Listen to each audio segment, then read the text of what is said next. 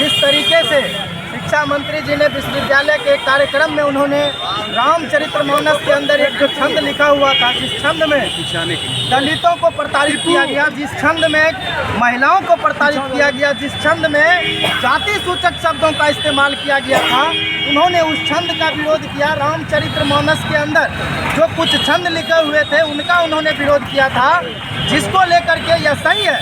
जो छंद लिखा गया है उस छंद के तहत दलितों को उसमें प्रताड़ित किया गया, उस छंद में महिलाओं को प्रताड़ित किया गया, उस छंद में जाति सूचक शब्दों का इस्तेमाल किया गया। रामचरितमानस में जाति सूचक जैसे शब्दों का इस्तेमाल होना यह कहीं न कहीं जाति के बीच उन्माद फैलाने जैसा चीज़ है, जाति के बीच संघर्ष पैदा करने जैसा चीज़ है। इसलिए इन चीज़ों का विरोध आदरणीय शिक्षा मंत्री प्रोफेसर चंद्रशेखर जी ने किया था। हम लोग उनके समर्थन में हैं और मनुवादी सोच जो है उसके विरोध में है, क्योंकि मनुवादी सोच वह सोच है। मनुवादी सोच के तहत ये लोग देश को तोड़ना चाहते हैं। ये मनुवादी लोग ही थे। मनुवाद जो लिखा गया था, जो मनुस्मृति लिखा गया था, इसको हमारे देश के डॉक्टर भीमराव अंबेडकर ने संविधान निर्माण करने से पहले मनुस्मृति को जलाया था। बावजूद आज तक मनुस्मृति का इस्तेमाल किया जाता है। मनुस्मृति के शब्दों को रामचरितमानस में इस्तेमाल किया गया। इसलिए हम लोग मनुस्मृति के विरोध में हैं। मनुस्मृति के विरोध में हम लोग इसलिए हैं कि यह स्त्री को नीचा दिखाने का काम करता है, यह जाति को नीचे दिखाने का काम करता है, एक जाति को ऊपर दिखाने का काम करता है। इसलिए हम इसका विरोध करते हैं, क्योंकि कोई जाति ना तो नीचे है ना छोटा है, कोई कर्म से बड़ा है, कोई कर्म से छोटा है। लेकिन ये लोग कर्म को नज़रअंदाज करके उसको जाति सूचक रूपों में इस्तेमाल करके उसको बड़ा और छोटा करने का प्रयास किया। इसलिए ऐसे लोगों का विरोध करते हैं, मनुस्मृति का विरोध करते हैं। तो उन लोगों को पेट में दर्द होता है, उन लोगों को पेट में दर्द होता है जो लोग आज तक हमारे पूर्वजों को हम लोगों के साथ वैसा व्यवहार करते आए। जब हम लोगों का छांव उन पर पड़ता था तो वह जा कर के स्नान किया करते थे, हम लोगों को पीटा करते थे। आपको पता होना चाहिए मनुस्मृति में क्या लिखा हुआ है। मनुस्मृति में लिखा हुआ है, यदि रामचरितमानस यदि किसी ग्रंथ का अध्ययन यदि दलित और शूद्र जाति करता है तो उसके मुंह में पेशाब कर देना चाहिए, उसके मुंह में शीशा फोड़ करके पीस करके पिलाया जाता था।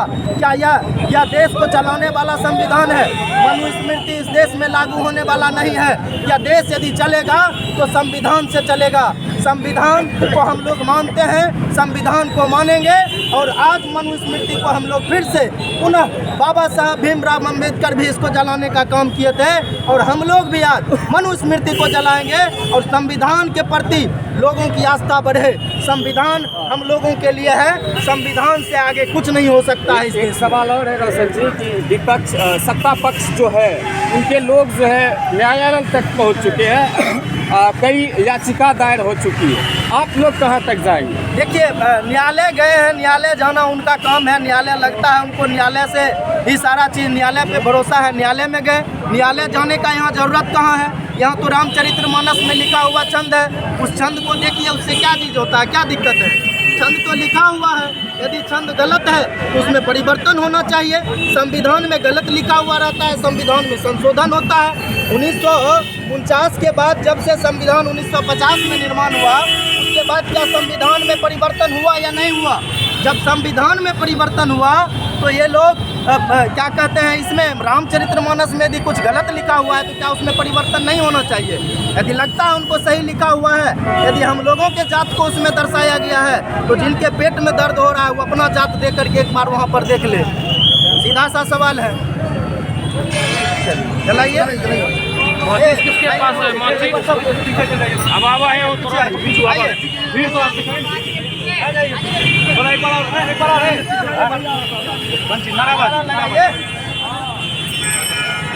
बहुजन एकता जिंदाबाद, बहुजन एकता जिंदाबाद।